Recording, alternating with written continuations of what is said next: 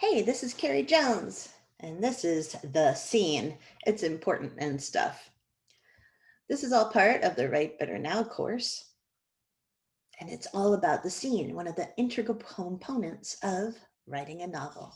Writing killer scenes, become a scene expert in just one day. The scene is the element of structure for the story. We all write them, but sometimes it seems like this overlooked aspect of our stories. I'm not sure why this is. It's not as elemental as a word or punctuation. It's not as long and sexy as a chapter, and it's not as easily diagrammed as a sentence, right? But it's so important. There's this old book by Raymond Obstfeld called Crafting Scenes. And in its first pages, he has a chapter called What a Scene Is and Isn't. In it, he quotes the actress Rosalind Russell, who was asked what made a movie great. And she answered, moments. Moments matter. And Obstfeld compared that thought about movies to our thoughts about scenes. The more moments a work has, the more powerful it is. Think of each memorable scene as an inner tube designed to keep the larger work afloat. And then there is this corollary.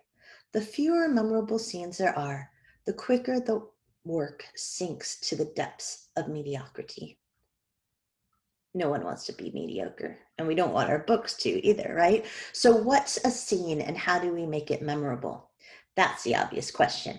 A scene is usually action that happens in one setting, but it's not always. A scene is about focus. It can be 10 pages or one. Obstfeld says that the scene does the following.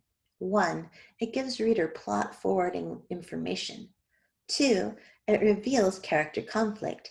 And 3, it highlights a character by showing action or a trait. And 4, it creates suspense. This is a cat waiting for some suspense.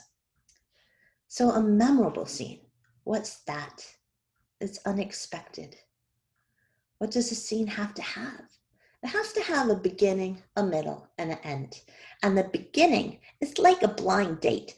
Obstfeld says, apparently he's gone on a lot of blind dates. I'm not sure. He seems like an expert. But you have to tell the readers in your scene what's going on and not just expect her to know it.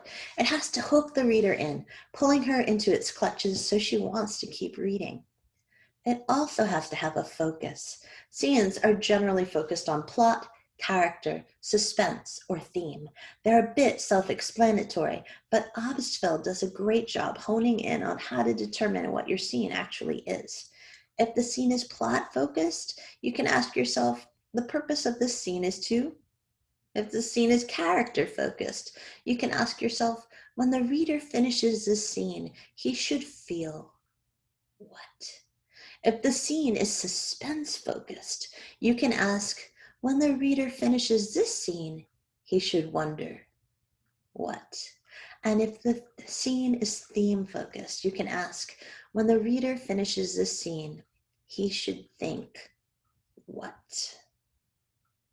A book or a story is something that's made of little parts that combine to make something wow-worthy, something that resonates. Scenes are part of that bigger picture. They're a piece of the puzzle. They can wow you all on their own, but their real purpose is to be part of the bigger story.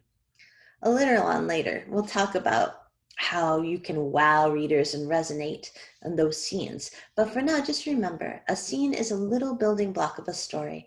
It should have a focus. It should have a beginning, middle, and an end. It should have some tension. Obstfeld calls this conflict. Others disagree, more later. But it should have either character insight or forward motion for that plot of yours.